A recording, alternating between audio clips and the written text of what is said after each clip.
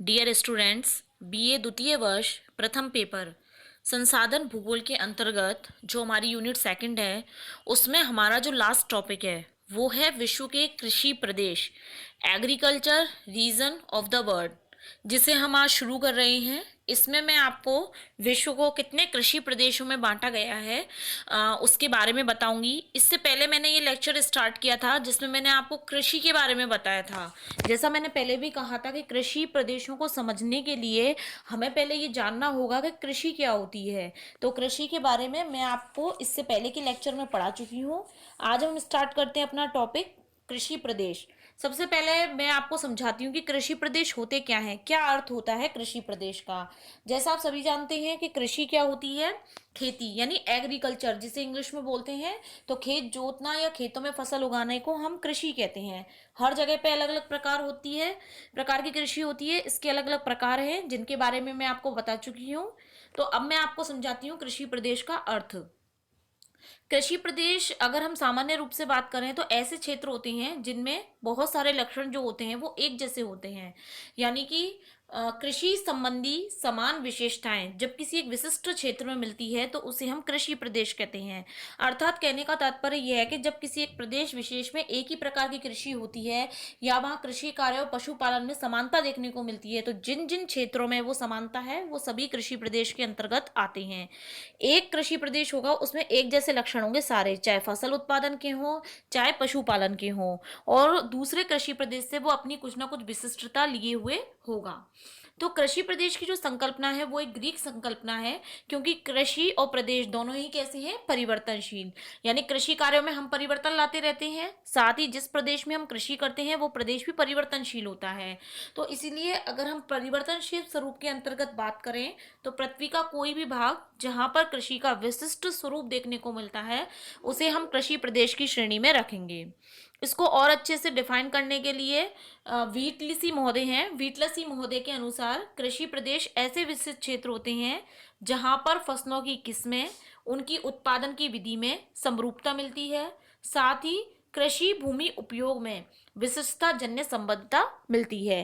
अर्थात कंक्लूटिवली हम बोलते हैं, अगर सभी जितना भी हमने इसके बारे में पढ़ा है इसके अंतर्गत अगर हम मानते हैं तो कृषि प्रदेश ऐसा क्षेत्र होता है जिसमें कृषि परिवेश संबंधी समानता होगी, फसलों के प्रकार में, उत्पादन की विधियों में, कृषि में प्रयुक्त होने वाले जितने भी उपकरण हैं, वहां पर जो कृषक रहते हैं उनकी जीवन पद्धति आदि सभी बातों में जो है वो समानता देखने को मिलेगी। और प्रत्येक कृषि प्रदेश जो होता है वो अपने से दूसरे कृषि प्रदेश से भिन्नता लिए हुए होता है। अब हम बात करते हैं कृषि प्रदेशों के वर्गीकरण की। तो कृषि प्रदेशों का वर्गीकरण जो है वो व्हीटलिसी महोदय के द्वारा किया गया है। सबसे पहले इन्होंने सन 1936 में विश्व के कृषि प्रदेशों को वर्गीकृत किया था।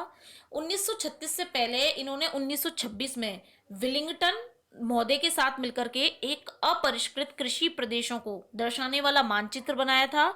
इस मानचित्र का आधार था भौतिक कारक। उसके बाद में बीटलिसी महोदय ने ही 1936 में अपने प्रपत्र major agriculture region of the earth के अंतर्गत विश्व को कृषि प्रदेशों के अंतर्गत विभाजित किया है। तो व्हीटलिसी महोदय ने जो अपने कृषि प्रदेशों का वर्गीकरण किया है उसके मेनली 5 आधार माने हैं। पहले सबसे पहले शुरू में जब वेलिंगटन के साथ किया था तब इन्होंने क्या किया था, भौतिक आधार ही माने थे।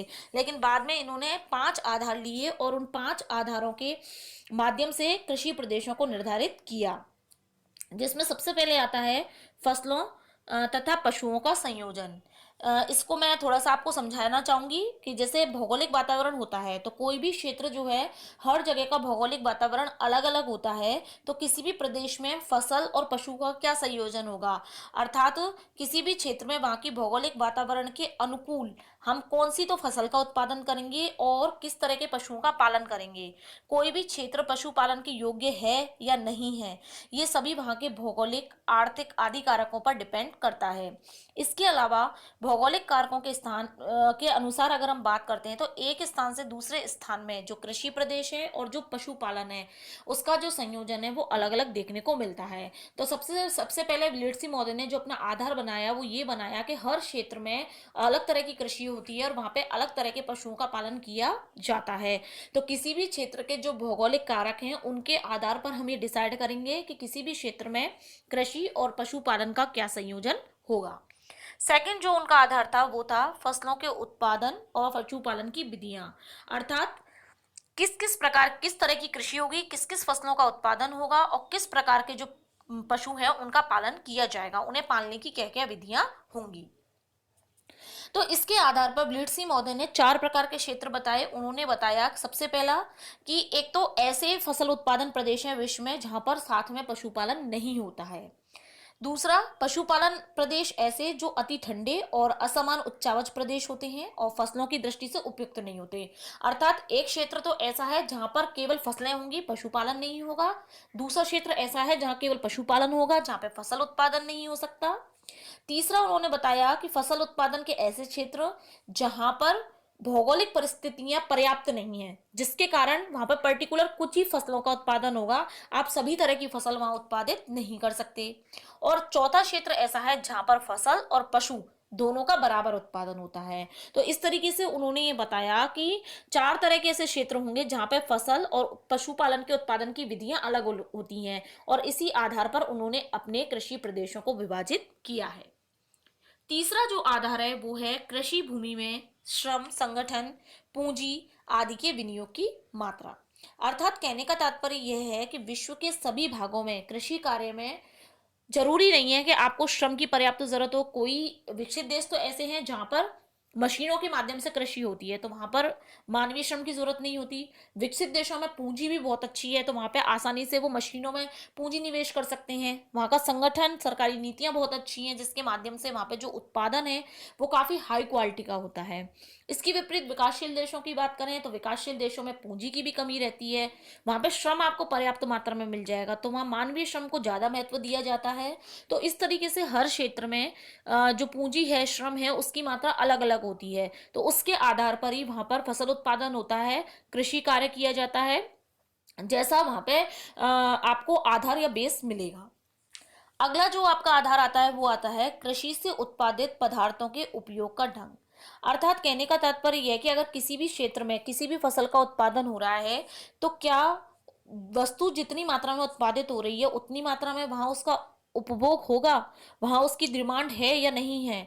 अगर डिमांड नहीं है तो कितना मात्रा में उसका निर्यात होगा, कितना शेष बचेगा और कितना यूज में आएगा, इन सभी चीजों को ध्यान में रखते हुए कृषि कार्य किया जाता है।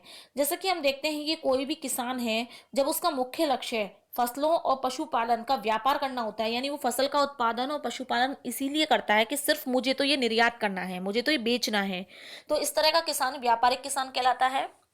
ऐसे क्षेत्रों में जो है वो उपयोग की मात्रा बहुत ही कम होती है, जैसा कि अमेरिकी देशों में होता है। इसके विपरीत कुछ क्षेत्र ऐसे होते हैं जहाँ पे किसान जो है अपने उदर पूर्ति के लिए, अपने जीवन निर्वहन के लिए ही जो है वो फसल का उत्पादन करता है।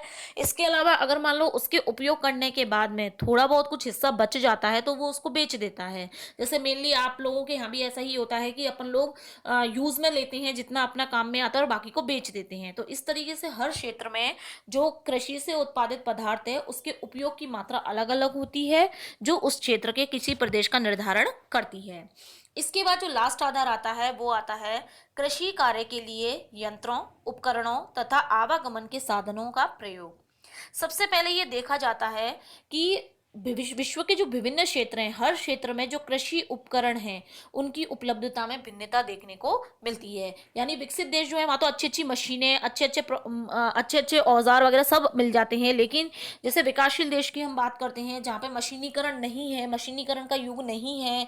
इसके अलावा जहाँ पर स्थानांतरित कृषि होती है, चलवासी पशुचारण होता है, जहाँ केवल पशु प्राकृतिक वनस्पति पर निर्भर है, वहाँ मशीनों का यूज नहीं होता। तो ये सभी कारक जो होते हैं वो कृषि प्रदेशों पे इफेक्ट डालते हैं।